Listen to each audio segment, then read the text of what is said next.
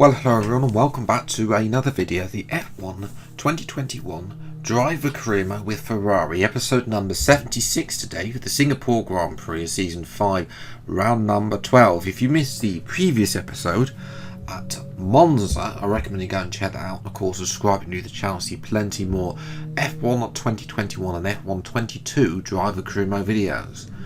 Coming into this one then, looks like everyone possibly all maxed out. We'll have to wait and see. That sounds about right for where Haas are, because this is 2021, so that means that their car is the equivalent of a garden shed as well. But for us, what can we do? Mercedes haven't lived up to being the second fastest team, and we know we have been in good form recently, winning the previous episode at Monza. What can we do in Singapore though? Not a great track for me personally, qualifying wise. I always have to do the top gear from the rear, and it's business as usual. We're down in P13 so we cross the line as our teammate has gone fastest of all, 133.5. We've done a 134.4. Not great exit out of turn 2 there, down to turn 3. So yeah, a better exit out of turn 3 though, so we do gain some time, but we could have gained a little bit more time if we'd got sector, the first couple of turns done. You see we're a tenth and a half down on Perez, but sector 2 surprisingly is actually where I start to gain time on the AI. Weirdly, I don't know whether that's just the characteristics of the Ferrari or the car or just me or whatever. As well, we come into this section, then we taking a big chunk of curbs through these sections, braking hard into that corner. Is always able to go wide, and you can see there we've actually nailed that and gained another tenth and a half. On our previous best time, we're actually a tenth and a half up now on Perez, so we get a little bit of track extending there on the exit that corner there. Then we go through into there, ride that curb like a skateboard there. We come then through into the final section of this Singapore track. Again, riding a bit of the curb here, a little bit of a back end step out there, and through the final 2 corners up to the line, and it's good enough for P10 as well. Stroll is actually on pole, 2/10 to Sainz, but the best news for Sainz is that he's ahead of Verstappen as well. Ocon up there in P4 as well. Great job from the Frenchman as well. So for us, we'll see what we can do from 10th place on the grid. It's time for the race of today's Singapore Grand Prix. Against the spectacular backdrop of the Singapore skyline, Formula One returns once again to do battle in what tends to become something of an endurance race, with the notorious sauna-like temperatures in the cockpit making for an extremely physically challenging Grand Prix. We're here at the Marina Bay Street Circuit today, located in the heart of Singapore. The circuit consists of 23 corners, 13 to the left and 10 to the right. It's a track that's incredibly technical, so don't expect to see the drivers taking too much at full throttle.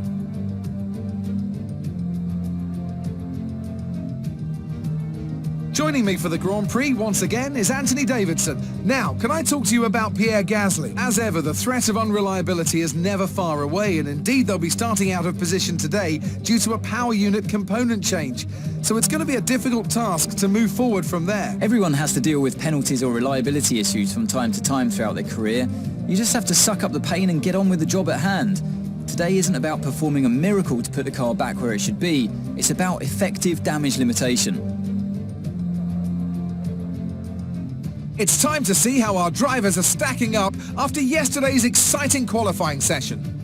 A fantastic effort from Lance Stroll yesterday puts him on pole position, and talented Spaniard Carlos Sainz completes the front row. As we continue through the rest of the grid today, we have Verstappen, Ocon, Lando Norris and Tsunoda, Hamilton, Ricciardo, a Ferrari and Fernando Alonso, Perez, Russell, Sebastian Vettel and Joe, Gasly, Latifi, Christian Lundgaard and Mick Schumacher, Mazepin and Callum Islands. Which of these talented drivers will come out on top today? Now that we've got some points on the board, let's continue this form and aim for another top 10 finish. So we're going to start P9 there, thanks to Gasly. That means we're going to be on the outside, so again, it's not really too much an advantage. We'll have to wait and see how we plant the car into turn 1. So 5 red lights then to the Singapore Grand Prix. Lights out and away we go, and it's an okay start. Alonso's going to pull alongside. He starts through P10, almost narrowly going into the side of Lewis Hamilton there. But we are going to get Daniel Ricciardo around the outside into turn 2. We had to take avoiding action. Hamilton was so slow through that corner, turn 1. And we had to take avoiding action not to ram into the back of our former teammate from season 3 as well. So we're now all over the back of Esteban Ocon. Can we make a move down the inside here? No, we're going to have to try and tighten the exit, get a better exit here. I'm going to switch from right to left, down the inside, right a bit of the curve as well to give Ocon a bit more space, and up to P5. That's a very good patient move there. Not to lose our front wing, because we've easily gone into the back of Ocon in the slower Renault there, and you do indeed make this another position up on the Frenchman in the French car. As we're watching Pierre Gasly start, of course, in this championship fight against Verstappen along with Sainz, isn't having a great time of it. He's way down the order. Not a great place to be taking an engine penalty. As we've now caught up to Lando Norris, we aren't going to do the overcut strategy. We're going to continue with our undercut strategy. Yes, we possibly got tyre wear, but I think we can undercut on the mediums as well as. Although we can't get past Lando Norris, Daniel Ricciardo is past Esteban Ocon, and I think Ocon's going to be passed by Yuki Tsunoda and Lewis Hamilton not before long as well. As we're coming into the pits then at the end of lap 5, as does Verstappen into the pits. Annoyingly, Verstappen jumps Sainz, of course, on the start as well, having the better line through the outside, the racing line. So we're unable to help Sainz out by slowing up Verstappen into the pits, but we are coming out 2.9 seconds, not that bad. We'll come out in P16 as well. Look after these tyres now. We want to finish the race on this compound.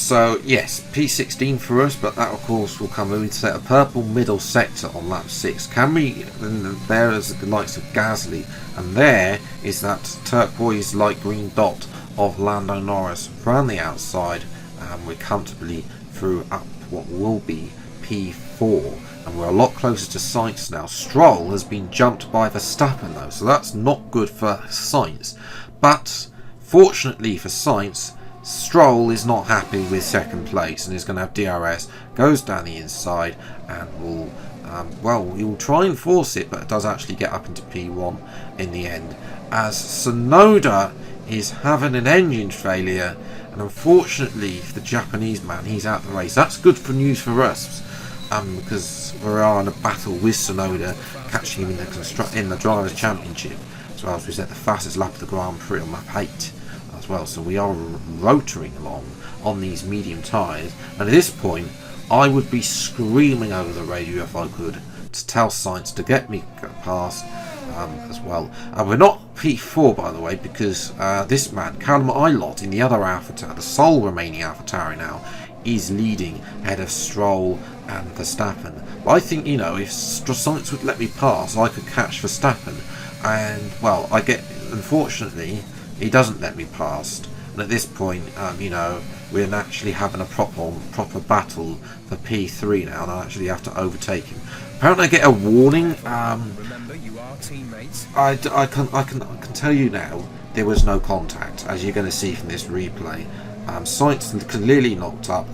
For me, there was no contact as well. I didn't know there was any contact as well. So if there was any contact, it was minor, not worth the warning as well. But on to lap 12, you can see the tyres have now completely gone off, starting setting red sectors as well, which is not helpful. So we're going to have to let Sainz back through, unfortunately, not Norris, because obviously we need the constructors, and set off a P4.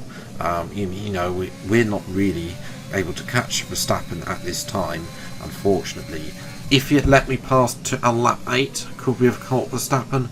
Who knows? But There we go. Verstappen has been setting the fastest laps now as he's towards the end of the race, taking the fastest lap away from me. So Lance Stroll wins. Sainz, I think, will be very annoyed that he didn't get P2 and falls further behind Max Verstappen in the championship.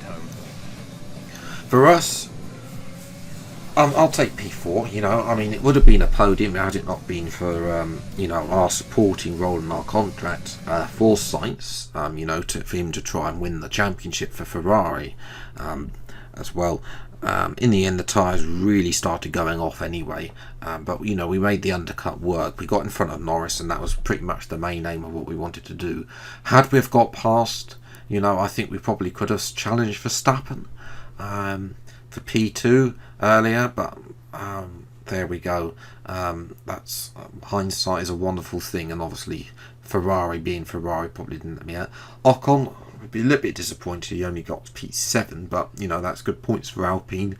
With Alonso P8, Hamilton dropped to P9 in the end, so you know, Hamilton is not the same Hamilton that we know. He's more 2022 Hamilton now at this rate, where he's starting to suffer in the car.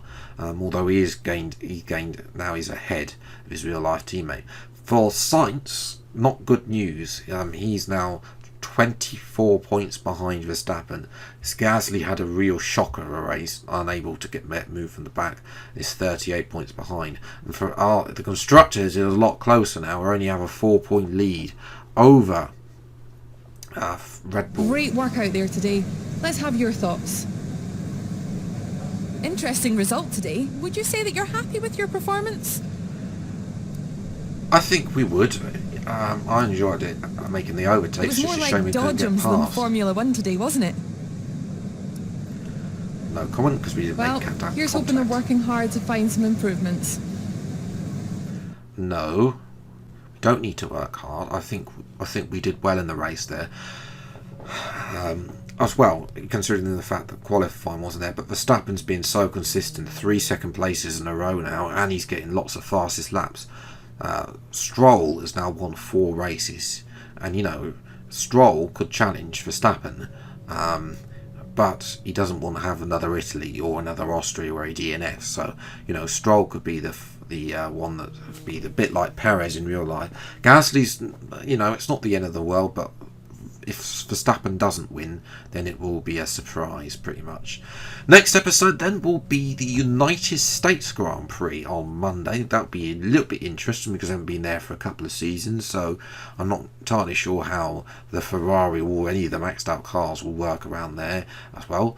So yes, that episode will be coming on Monday, but if you are new around here, then please do get subscribed for weekly Formula 1 content. I hope you enjoyed. If you have, leave like and till the next video then, I'll see you next time. Take care. Thanks so much for watching. Enjoy your day and goodbye.